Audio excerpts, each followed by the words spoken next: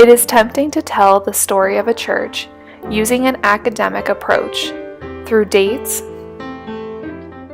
leadership, membership size, financial statistics, and buildings. But at its core, a church is something much more organic. A church is a living, growing group of individuals committed to an idea of compassion and service beyond themselves.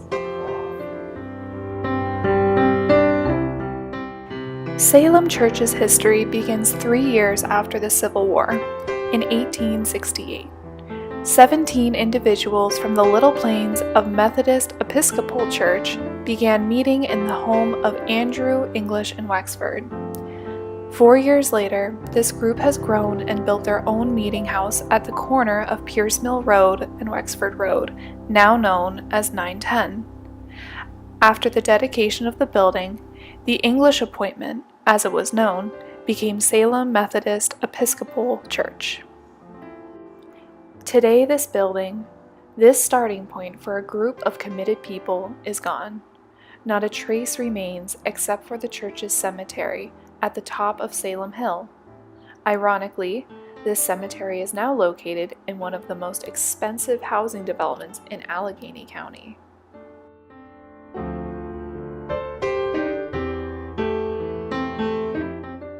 And despite the fact that the physical aspect of this building is gone, you can still find the influence of the members of this little church community.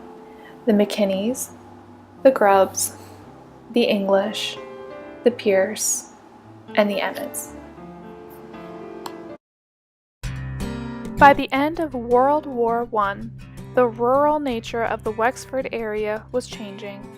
The war had driven expansion of Pittsburgh's industries, immigration, and pollution to new heights. Wexford's prevailing northwest winds kept much of the pollution at bay, but technology was about to change things.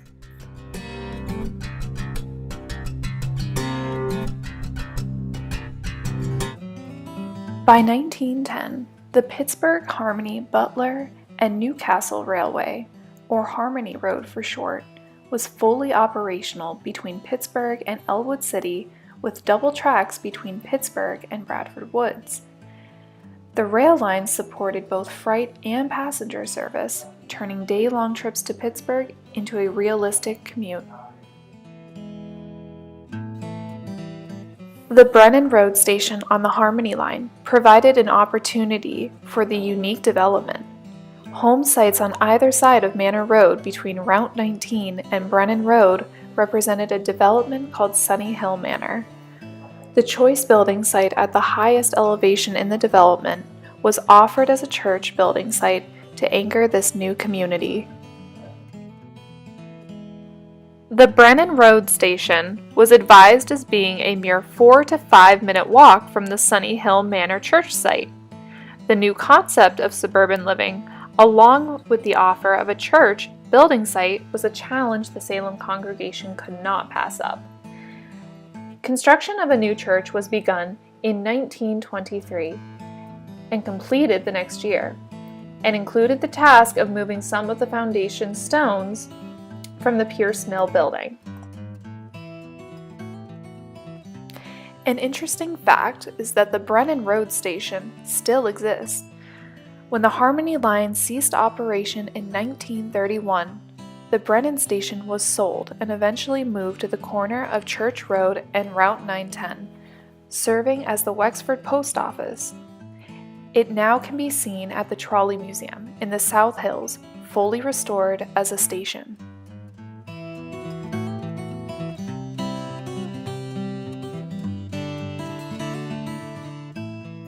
The building of the Manor Road Church took a little over a year and was dedicated to the service of God on May 17, 1924, with a remaining mortgage of $7,000.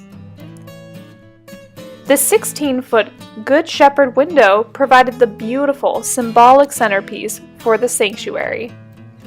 The new building injected new life into the congregation.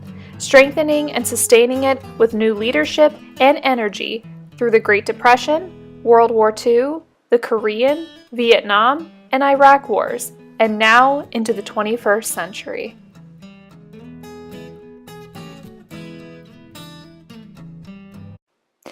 To tell the full story of a church, you have to go beyond the hard, cold facts of history. You have to add the warm human side, the acts of commitment and faith that extend beyond the walls of the building. For over 30 years now, the Salem community has been reminded that the best Easter flower is the dandelion, a tough little perennial that is impossible to stop, despite our best efforts. It is an apt metaphor for the Salem community and provides the highlights for the rest of the story. The dandelion is a risk taker. It will put down roots in manicured estate lawns and city concrete alleyways. Just think about the risk taken by the membership of Salem in 1924, willing to assume a $7,000 mortgage to a new building, a mortgage which in today's terms would be equivalent to more than $172,000.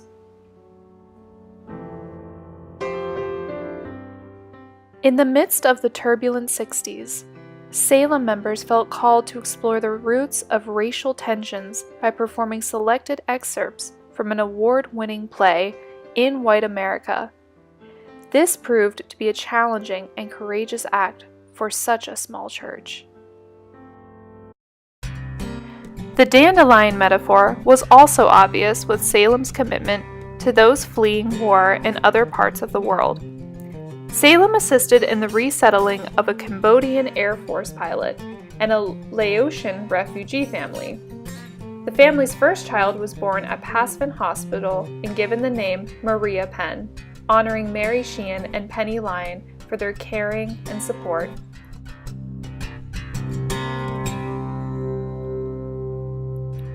In the early 90s, Salem helped sponsor Alma Smajic, a bright young pre-med student whose pre-med education was caught in the crossfire of the Bosnian War.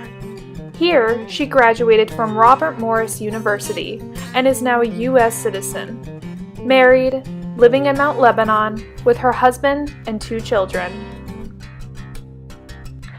Led by the commitment of Lori Adams, residents of Haiti have been touched by the concern and generosity of Lori Adams, Salem, and a host of other charitable institutions and individuals cultivated by Lori.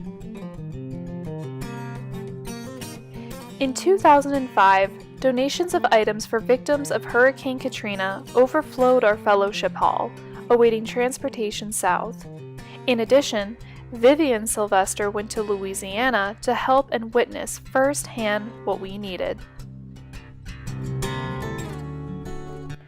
After 43 years, Alice Neuenschwander's dandelion vision of an outlet for third world artists and craftsmen now occupies commercial space on Route 19, supporting not only a shop, but serving as a mission center for a wide variety of outreach opportunities for the Wexford community. In Africa, Salem's Barbara Blackstone taught at Africa University almost 40 years ago. Reverend Kerr introduced Salem to the Kasambira family, members of the Methodist Church in Zimbabwe, who had come to the United States to pursue graduate-level educational opportunities. Returning to Zimbabwe, the parents held significant positions in government and industry. Their daughter has a degree in early child development, and their son is a doctor specializing in pediatric infectious diseases. The parents returned to the United States in 2005 to be near their children and now attend a United Methodist Church in Bethesda.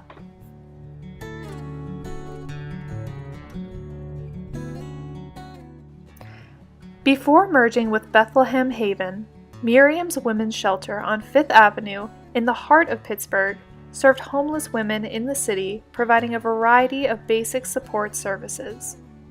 The women of Salem saw a need to go beyond basic support assistance and developed an annual tea party and spa day program for the residents, including massage, makeup, special lunch, and small gifts, a day to make the women feel special and included.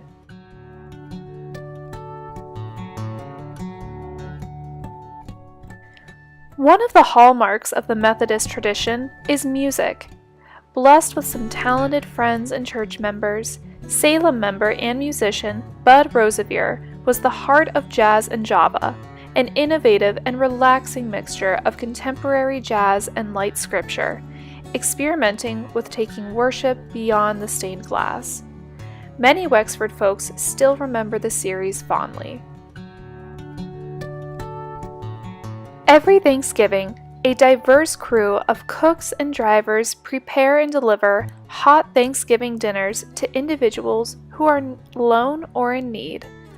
Salem's Will Baker initiated and coordinates this huge annual operation, depending completely on donations from churches, local businesses, experienced food service workers, family delivery automobiles, as well as artwork and small gifts from Sunday school children. 150 years is a long time. Salem continues to be a work in progress, and while the future is always in doubt, the story of Salem United Methodist Church is a story of love, care, and commitment, following the examples of Christ and trusting in God's grace, love, and care.